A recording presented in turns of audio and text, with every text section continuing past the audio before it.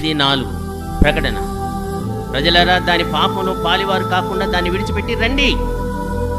బబులోను మతం, బబులోను రాజకీయం ప్రపంచ రాజ్యాలని చెడగొట్టింది, యూదులను చెడగొట్టింది, ఇశ్రాయేలును భ్రష్టులుగా చేసింది, ఇశ్రాయేలును చెరపట్టి హింసించింది బబులోను రాజ్యం. నా ప్రజలారా, దాన్ని విడిచిపెట్టి రండి. మతాన్ని విడిచిపెట్టి రండి, కులాన్ని విడిచిపెట్టి రండి, సంప్రదాయాలను విడిచిపెట్టి రండి, భ్రష్టత్వాన్ని విడిచిపెట్టి రండి, దుష్టత్వాన్ని విడిచిపెట్టి రండి. నా ప్రజలారా, దాన్ని విడిచిపెట్టి రండి. దాని పాపములలో పాలివారు కాకుండానట్లు, అది చాలా పాపాలు చేసి దానికి ముగింపు వచ్చింది.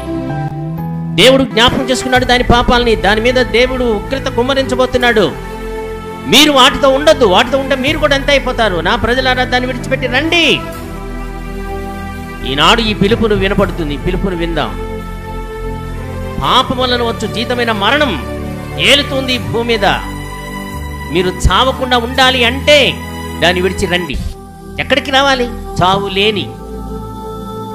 చావు ఎందువల్ల వచ్చింది? పాపం వల్ల వచ్చింది. పాపము లేని. పాపం ఎందుకు వచ్చింది? ప్రేరణ వలన వచ్చింది. ప్రేరేపించాడు వాడు, సాతానుడు ప్రేరేపించాడు. ప్రేరణ వలన వచ్చింది. నా ప్రజలారా, పాప పురుషుని వదిలిపెట్టి రండి, నా ఎదుగు రండి. ప్రయాసపడి భారం మోసుకుని సమస్తమైన వారలారా, నా ఎదుగు రండి.